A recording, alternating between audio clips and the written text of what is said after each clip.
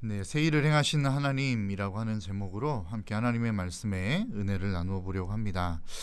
여러분, 바다가 존재했을 때부터 파도가 없었던 적은 단 하루도 없었다라고 이야기를 하죠. 바다가 있는 한 파도는 언제나 존재합니다. 끊임없이 파도가 치고 또 몰려옵니다. 파도를 막을 수도 없고 파도를 없앨 수도 없습니다. 파도를 없애기 위해서 우리가 할 수 있는 일은 바다를 없애는 방법밖에 없다고 이야기를 합니다. 우리의 인생도 마찬가지인 것 같습니다. 우리의 인생, 우리의 조상인 아담이 하나님 앞에 범죄함으로 인하여 인생에 있어서의 고통은 우리의 인생 속에서 사라져 본 적이 한 번도 없는 것 같습니다. 우리의 인생에는 언제나 늘 고통이 있고 고난이 있죠. 그리고 그 고난과 고통을 없애는 방법은 죽음뿐인 것 같습니다. 그래서 어떤 혹자는 무엇이라고 이야기하냐면 무덤에는 고통이 없다라는 이야기를 했습니다. 무엇을 의미할까요? 인생에 있어서의 고통이 사라지기 위해서는 죽어야만 가능하다라고 하는 반증이 아닐까 싶습니다. 그런데 이러한 인생에 있어서 고난이, 고통이 계속해서 끊임없이 지속된다면, 다른 어떤 행복이나 기쁨 없이 고통만 지속된다면 인생은 살만하지 않을 것 같습니다. 인생은 참 어렵겠죠. 그리고 그 인생에서 더 이상 희망은 찾아볼 수 없을 것입니다. 인생이 그래도 살만한 이유는 고통이 있고 어려움이 있고 아픔이 있어도 어느 순간인가 우리에게 다가올 기쁨과 감사와 희망이 있기 때문이 아닐까라고 하는 생각을 해봅니다. 인생에 있어서 가장 행복한 행복이 무엇일까요? 인생에 있어서, 우리의 삶에 있어서 우리에게 힘을 주고 에너지를 주는 것이 무엇일까요? 많은 요소들이 있을 것입니다. 그러나 그 가운데 가장 대표적인 것 하나를 꼽으라고 한다면 그것은 아마 꿈이 아닐까라고 하는 생각을 합니다. 혹자는 그런 이야기를 합니다. 꿈을 이루는 것보다 더 행복한 것은 꿈을 이루기 위하여 꿈을 꾸는 것이다. 그러니까 이것은 많은 사람들의 경험을 통해서 우리는 증명해 낼 수 있을 것 같습니다. 어떠한 목표가 있죠. 목표를 이루면 잠시 잠깐은 행복합니다. 그러나 그 잠시 잠깐 동안의 행복이 영원하지는 않은 것들을 우리는 볼 수 있습니다. 왜 그렇죠? 그것은 그 목표를 이루는 그 목표를 이루는 성취가 우리에게 주는 행복이 진정한 행복이 아니라고 하는 것을 의미하기 때문에 그렇습니다. 그러나 그 목표를 이루어 가기까지는 수많은 고통도 있고 어려움도 있고 아픔의 과정들이 있죠. 그러나 그 과정 속에서는 많은 사람들이 에너지를 얻습니다. 힘을 얻습니다. 왜 그럴까요? 그 목표를 이루기 위한 꿈이 있기 때문에 그런 것이죠.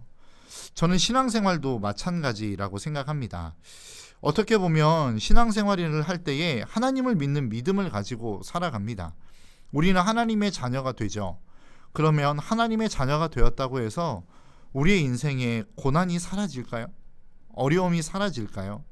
아니요, 여전히 우리의 삶 속에는 어려움이 있습니다. 고난이 있습니다. 어떻게 보면 세상을 살아가는 사람들보다는 더 큰 어려움과 고난이 있을 수도 있습니다. 왜죠? 우리에게는 세상을 살아가는, 믿지 않는 사람들이 살아가는 고난 플러스 하나님을 믿음으로부터 오는 고난이 우리에게는 더해지기 때문에 그렇습니다. 그래서 예수 그리스도를 믿는 사람들은 어찌 보면 믿지 않는 사람들보다 더 많은 고난과 어려움과 아픔을 가지고 살아갈 수도 있을지 모르겠습니다. 그렇기 때문에 우리의 삶 속에는 여전히 고난이 존재하고 어려움이 존재합니다. 코로나19가 지금 길어지고 있습니다. 이제는 만 2년을 넘어서 이제 3년째를 향하여 가고 있습니다. 잠시 잠깐이나마 일상이 회복되어서 코로나가 끝이 나나 싶기도 했지만 한 달 보름 정도로 일상생활이 끝나버렸죠. 코로나가 언제 끝날지 모르겠습니다. 끝날 듯 하면서도 여전히 끝나지 않는 상황들을 계속해서 보게 되어집니다. 하나의 산을 넘어가면 또 다른 산이 기다리는 것 같고, 하나의 어려움을 극복해내면 또 다른 어려움들이 계속해서 다가오는 것들을 우리는 우리의 삶 속에서 보게 되어집니다. 어찌 보면 오늘 본문에서 하나님께서 이스라엘 백성들에게 말씀하고 계시는 그 이스라엘의 상황이 지금 우리가 겪고 있는 상황과 그렇게 많이 다르지 않는 것 같습니다. 오늘 본문이 쓰여진 이스라엘의 배경을 놓고 보면 기원전 549년에서 538년 정도에 이 글이 쓰여졌다라고 학자들은 이야기를 합니다. 이때 이스라엘의 상황이 어떤 상황이냐면 페르시아, 우리가 보통 성경에서 이야기하는 바사라고 하는 제국이 그 왕인 고레스 왕이 바벨로니아, 우리가 성경에서 보는 바벨론의 땅을 점령해버립니다. 그리고 그렇게 점령한 그 땅에서 고레스 왕은 새로운 정책을 펴게 되죠. 그 정책이 무엇이냐면 이스라엘 백성들이 자기들의 땅으로 돌아갈 것을 돌아갈 수 있도록 해주는 정책을 펴게 됩니다. 그게 우리가 알고 있는 바벨론의 포로 귀환입니다. 어찌 보면 이스라엘 백성들에게 있어서는 참 좋은 소식인 것 같습니다. 이제 우리가 포로 생활을 했던 그 포로 생활로부터 돌아서서 우리가 원래 살았던 이스라엘 땅으로 회귀할 수 있는, 복귀할 수 있는 기회가 주어져 있기 때문에 그렇습니다. 그런데 현실적으로만 놓고 보면 결코 이스라엘 백성들에게 있어서 그 소식은 좋은 소식만은 아니었던 것 같습니다. 왜냐하면 첫 번째로 이스라엘 백성들에게 있어서 그 소식은 어떤 소식입니까? 포로로 잡혀갔던 사람들은 이미 바벨론에 나아가 70년이라고 하는 시간 동안의 삶을 살아가면서 그 땅에 이미 정착을 했습니다. 먹고 살 수 있는 위치, 그리고 지위, 터전을 이미 바벨론의 땅에서 갖추고 살아가고 있는 상황이었다라는 것이죠. 그래서 이스라엘 백성들이 다시 이스라엘로 귀환한다라고 하는 것은 내가 안정되어져 있는 이 모든 생활들을 뒤로 하고 내가 다시 불안정한 삶으로 돌아와야 된다라고 하는 것을 의미하는 것이었습니다. 더 나아가 그들이 그 모든 것들을 버려두고 이스라엘로 돌아왔을 때 이스라엘의 상황은 어땠을까요? 성전은 이미 다 짓밟히고 회파되어져 있는 상황입니다. 그리고 그 땅은 황폐하여서 무엇인가 괜찮을 만한 것들이 없어요. 그리고 그 땅으로 돌아왔다 할지라도 그들은 다시 집을 지어야 되는 수고를 해야만 했습니다. 그러니까 어찌 보면 귀환이라고 하는 엄청난 좋은 소식이 그들에게는 들렸지만 내가 그 땅을 향하여 귀환해 갈까? 라고 했을 때 쉽게 결정을 내리기 어려운 그러한 상황들이 이스라엘의 상황 가운데 있었다라는 것입니다. 그러한 상황 가운데 놓여 있는 이스라엘 백성들, 그리고 그 모든 것들을 뒤로 하고 돌아와서 황폐한 이스라엘을 바라보며 절망할 수밖에 없는 이스라엘 백성들을 향하여 하나님이 주시고 있는 메시지가 바로 오늘 본문의 메시지라는 겁니다. 오늘 본문 19절과 20절은 이렇게 말씀합니다. 보라, 내가 새 일을 행하리니 이제 나타낼 것이라. 너희가 그것을 알지 못하겠느냐? 반드시 내가 광야의 길을 사막의 강을 내리니 장차 들짐승 곧 승냥이와 타조도 나를 존경할 것은 내가 광야의 물을 사막의 강들을 내어 내 백성 내가 택한 자에게 마시게 할 것임이라. 여러분, 앞에서도 말씀드린 것처럼 이스라엘 백성들의 상황은 여의치 않습니다. 녹록치 않았습니다. 결코 희망을 이야기할 수 없는 상황이었다라는 것이죠. 그럼에도 불구하고 하나님은 지금 이스라엘 백성들에게 이사야 선지자를 통하여 무엇을 말씀하고 있습니까? 희망을 말씀하고 있습니다. 여러분, 우리의 상황도 마찬가지 아니겠습니까? 2년이라고 하는 시간 동안 코로나로 길고 긴 어려움의 생활들을 해왔습니다. 결코 희망을 볼 수 있는 상황이 아니라는 것이죠. 희망을 볼만하면 또 다른 어려움이 찾아오고 희망이 보일 듯 하면서 보이지 않는 시대를 우리는 2년이라고 하는 시간 동안을 통해서 거쳐왔습니다. 그러니까 이제 우리의 마음 가운데는 어떤 마음이 들죠? 야, 이제 그래도 소용없어. 희망이 보일 것 같지만 뭐 와봐야 아는 거지 라고 하는 생각을 하게 됩니다. 그러한 상황 속에서 하나님이 우리에게 무엇을 말씀하고 있습니까? 내가 너희들에게 새 일을 행할 거야 라고 이야기하고 있습니다. 그러니까 우리의 인생 속에 있어서 나에게 좌절이 찾아온다 라고 하는 것은 무엇을 의미합니까? 내 상황이 내가 희망을 가질 만한 상황이 아니다 라고 하는 것을 이야기하는 것입니다. 내가 좌절하고 있다 라고 하는 것은 다른 말로 표현하면 힘들고 어려운 상황이 있는데 그 상황을 바꾸어낼 만한 능력이 나에게는 없어 라고 하는 것을 이야기하는 것입니다. 이처럼 우리의 상황 속에서, 우리의 환경 속에서 지금 우리가 처해 있는 현실 속에서 나는 좌절하고 있어요 라고 하는 것은 무엇을 의미하냐면 나는 이 상황을 바꿔낼 만한 능력이 없습니다 라는 것을 이야기하는 것입니다. 그러니까 우리의 좌절은 결국 무엇을 바라봄으로 말미암아 오는 것이냐? 나의 상황과 나의 능력의 한계를 바라볼 때 오는 것입니다. 그런데 신앙은 무엇이죠? 신앙은 나를 바라보는 게 아닙니다. 내 환경을 바라보는 게 아닙니다. 내가 주어진 어떤 조건을 바라보는 것이 아닙니다. 오늘 본문에 말씀하고 있는 보라 내가 새 일을 행할 것이다 라고 이야기하는 이 하나님의 말씀 역시도 좌절할 수밖에 없는 이스라엘 백성들에게 주어진 말씀입니다. 희망이라고 하는 것을 찾아볼 수 없는 상황 가운데 주어진 하나님의 말씀입니다. 그러니까 저와 여러분들의 상황, 희망을 찾아볼 수 없고 상황을 찾아볼 수 없고 무엇인가 나의 능력 안에서 어떠한 희망을 바라볼 수 없는 상황 속에서 하나님은 저와 여러분들에게 희망의 메시지를 던지고 있는 것입니다.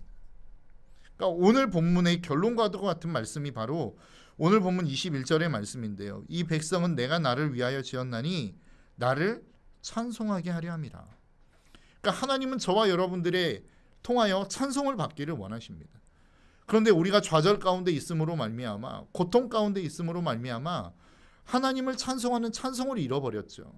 고통, 극심한 아픔 가운데 있으면 우리는 하나님을 찬양하는 찬양의 방법을 잃어버립니다. 하나님을 찬양해야 되는 그러한 우리의 존재를 잃어버립니다.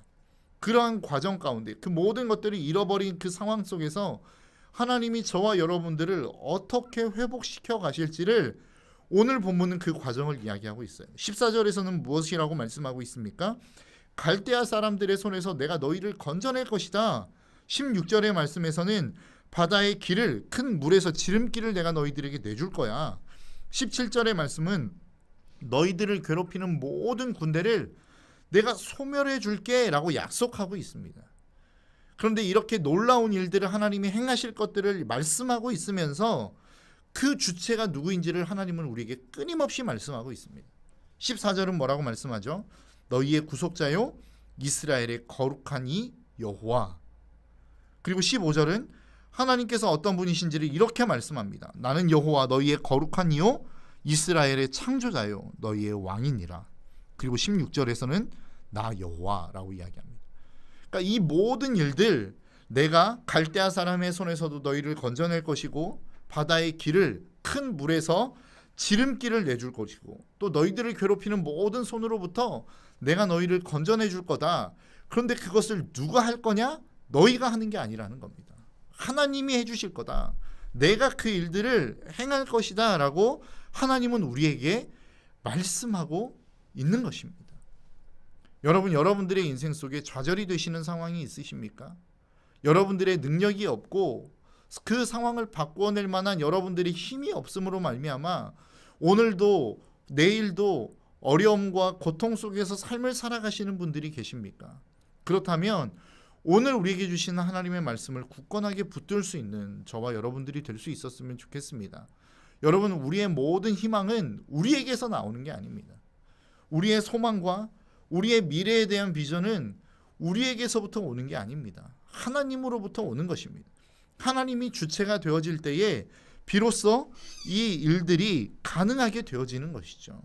앞에서도 여러분들에게 말씀드렸던 것처럼 인사말을 나눌 때에도 여러분들에게 말씀드렸던 것처럼 여러분 2020년 우리 교회의 표어가 무엇입니까? 하나님과 동행하는 형통한 교회입니다. 여러분, 하나님과 동행하는 것은 어떻게 가능할까요? 우리가 하나님과 동행할 수 있다면 그 동행은 어떻게 가능할 수 있을까요? 내가 주인이 되고 내가 내 마음대로 내 인생을 결정하며 살아가는 그 삶 속에 하나님과 동행하는 동행이 있을 수 있을까요? 아니죠. 하나님과의 동행은 내 주권을 내려놓고 하나님의 주권을 인정할 때에 비로소 가능한 것입니다. 내 삶 가운데 내가 결정할 수 있는 모든 결정권을 하나님 앞에 내어드릴 때에 비로소 가능해집니다. 우리의 인생의 주님과의 동행은 하나님이 나의 삶 가운데 오셔서 그분이 내 삶의 주인이 되실 때에만 비로소 가능하게 되어지는 일입니다. 주일 우리에게 말씀을 주셨습니다. 형통이 무엇이라고 말씀하셨죠? 형통은 내 뜻대로 내 뜻이 이루어지는 것이 아니라 하나님의 뜻이 이루어지는 것이다. 형통은 어떠한 상황 가운데서도 하나님과 동행하는 것이다 라는 말씀을 우리에게 주셨어요. 여러분, 우리의 인생 속에 있어서 여러분, 희망은 언제 오는 것입니까? 주님과 동행할 때 오는 것입니다. 그 주님이 우리의 삶의 주인이 되고 우리의 능력이 되어질 때에 비로소 우리는 우리의 삶의 형통을 이루어갈 수 있는 것이고 주님과 동행할 수 있는 삶을 살아갈 수 있게 되어지는 것이죠. 여러분, 우리가 이제 내년 3월에 내년이 아니죠. 벌써 올해입니다. 올해 3월에 대통령 선거가 있습니다. 많은 사람들이 무엇이라고 이야기하냐면 올 한 해는 찍을 후보가 없다는 거예요. 그것이 우리의 비극이 아닐까 싶습니다. 그럼에도 불구하고 그리스도인인 저와 여러분들이 희망을 가질 수 있는 이유가 무엇입니까? 이 나라의 운명, 이 나라의 미래, 이 나라의 모든 것들은 그 대통령에 의해서 좌지우지되어지는 것이 아니기 때문에 그렇습니다. 어떠한 후보가 되느냐 참 중요하죠. 그 후보를 통해서 정책이 결정되어지기 때문에 여러분, 그 어떤 후보를 뽑느냐는 너무 중요합니다. 그러나 그리스도인인 저와 여러분들에게 있어서 더 중요한 게 무엇입니까? 어떤 후보가 되느냐보다 우리가 어떻게 하나님 앞에 하나님의 도우심을 구하며 나아가느냐가 저는 훨씬 더 중요하다고 생각합니다. 어떠한 후보가 되었다 할지라도 이 후보의 영향력, 이 후보의 어떠한 능력, 이 후보의 정책을 바꾸어낼 수 있는 힘이 있다면 그것은 저와 여러분들의 기도이겠죠. 그래서 그 모든 저와 여러분들의 기도를 통하여, 저와 여러분들의 삶을 통하여 하나님 앞에 나아가는 저와 여러분들의 하나님과의 동행을 통하여 우리는 이 모든 것들을 바꾸어낼 수 있는 역량을 하나님은 저와 여러분들에게 주신 것입니다. 그래서 오늘 우리가 읽지는 않았지만 이사야 43장 8절은 우리에게 무엇이라고 말씀하고 있습니까? 눈이 있어도 보지 못하고 귀가 있어도 듣지 못하는 백성을 이끌어내라. 하나님이 저와 여러분들에게 주시는 명령입니다. 희망을 볼 수 없는 사람들, 그 어떤 곳에서도 희망을 찾을 수 없다고 이야기하는 사람들에게 희망이 무엇인지를 너희가 보여주라는 겁니다. 정말로 세상을 향하여 이제는 더 이상 희망이 없어, 소망이 없어 라고 이야기하는 사람들에게 너희가 희망이 되어주라는 거예요. 무엇을 통해서? 하나님과의 동행을 통해서. 저와 여러분들의 삶이, 그리고 2022년 한 해의 삶이 그러한 삶이 될 수 있었으면 좋겠습니다. 열왕기하 6장을 보면 엘리사 선지자를 잡기 위해서 아람 군대를 파견합니다. 아람 왕이. 그러니까 이스라엘을 치기 위해서 어떠한 계략을 내도 이미 이스라엘 백성들이 그것을 방비하고 있는 거예요. 처음에 아람 왕은 어떻게 생각했습니까? 우리 중에 스파이가 있구나라고 생각했어요. 그런데 그렇지 않다는 것을 알게 되었습니다. 엘리야 선지자가 있고 그 엘리야 선지자가 하나님과의 교제와 교통을 통해서 우리의 모든 계략을 다 알고 이스라엘 왕에게 이야기해서 그것을 방비하게 되었다라고 하는 것을 아람 왕이 알게 되었어요. 그래서 아람 왕이 아람의 군대를 보내서 엘리사 선지자가 살고 있는 그 거처를 포위해 버립니다. 그리고 이제는 잡아갈 일만 남겨두었죠. 그리고 그것을 엘리사의 사환이 보게 되었습니다. 그 사환은 두려움에 떨게 되었죠. 정말로 이제는 우리가 끝났구나. 이 아람 군대에 우리가 잡혀가면 이제 우리는 죽은 목숨이다 라고 생각하게 되었어요. 그런데 너무나도 엘리사 선지자는 태어난 겁니다. 평안한 겁니다. 왜 그랬죠? 그를 지키시는 하나님의 불말과 불병거를 보았기 때문에 그렇습니다. 여러분, 이 세상이 희망이 없다라고 이야기하고 두려워하고 좌절하고 근심하는 이유가 무엇입니까? 하나님이 어떠한 분이신지를 알지 못하기 때문에 그래요. 그분이 어떠한 분이신지, 그리고 그분이 앞으로 우리에게 무엇을 원하고 있는지, 우리가 어떠한 삶을 살아가기를 원하는지 세상의 사람들은 알 수 없기 때문에 두려워하고 고통하고 힘겨워하는 것입니다. 만일 우리의 삶도 그렇다고 한다면 세상 사람들과 비슷한 모습으로 우리는 살아가고 있는 거예요. 하나님과 동행할 수 없고, 동행할 수 없기 때문에 그분의 일하심을 볼 수 없고, 그분이 우리를 향한 계획을 알 수 없고, 그분이 우리를 위해서 무엇을 준비하고 계시는지를 알 수 없기 때문에 우리는 좌절하고 고통하고 힘들어한다라는 것이죠. 그래서 하나님이 우리에게 요구하시는 게 무엇입니까? 눈이 있어도 보지 못하고 귀가 있어도 듣지 못하는 백성들을 너희가 이끌어내라는 거예요. 무엇을 통해서? 하나님과 동행하는 그 동행의 삶을 통해서, 하나님이 보여주시는 그 비전을 통해서, 하나님이 너희에게 들려주시는 그 음성을 통해서 너희들은 너희들에게 함께하고 있는 백성들을 이끌어내라. 그게 하나님이 저와 여러분들에게 주시는 올 한 해의 사명이 아닐까라고 하는 생각을 해봅니다. 그래서 예레미야 선지자는 예레미야 29장 11절로 13절에서 이렇게 말씀하고 있습니다. 여호와의 말씀이니라. 너희를 향한 나의 생각을 내가 아나니 평안이요 재앙이 아니니라. 너희에게 미래와 희망을 주는 것이니라. 너희가 내게 부르짖으며 내게 와서 기도하면 내가 너희의 기도를 들을 것이요 너희가 온 마음으로 나를 구하면 나를 찾을 것이요 나를 만나리라. 그러니까 주님이 우리에게 말씀하고 있는 내용이 무엇입니까? 내가 너희에게 주고자 하는 게 있어. 그게 무엇이냐면 재앙이 아니야. 미래의 희망을 주기를 원하고 미래의 소망을 주기를 원해. 그렇게 하기 위해서 너희가 해야 될 일이 무엇이야? 나를 위하여, 나를 향하여 기도하고 부르짖는 거야. 너희들이 나를 찾으면, 나와 동행하기 위해서 나를 그렇게 애타게 찾고 찾으면 너희는 나를 만날 수 있어. 너희들이 나와 동행하기 위해서 그렇게 몸부림치고 또 몸부림치면 나와 동행할 수 있어. 하나님이 우리에게 말씀하고 있는 내용입니다. 여러분, 이제 특별 새벽 기도회가 내일과 그리고 금요 심야 기도회, 내일 금요 심야 기도회 단 2번의 특별 새벽 기도회가 남아 있습니다. 여러분, 한 해를 어떻게 시작하고 계시는지 저는 잘 모르겠어요. 그런데 하나님께서 저와 여러분들의 삶 속에 한 해를 주님과 동행하며 시작할 수 있도록 우리에게 기회를 열어주셨습니다. 바로 특별 새벽 기도회라고 하는 이 놀라운 축복의 장소로 저와 여러분들을 부르고 계십니다. 인간의 힘으로 만들어낸 것도 아니고 인간의 어떠한 프로그램에 의해서 만들어진 것이 아닌 하나님이 저와 여러분들에게 한 해를 주님과 동행할 수 있도록 만들어주신 기회, 그것이 저는 이 신년 특별 새벽 기도회라고 생각합니다.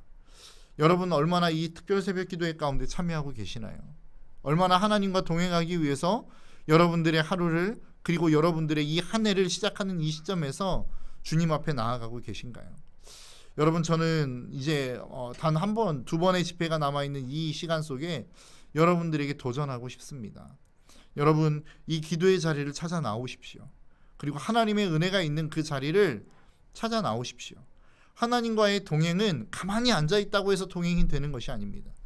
그 하나님이 우리를 부르시는 부르심의 자리로 우리가 의지를 들여 나아가는 일들이 우리에게는 필요합니다.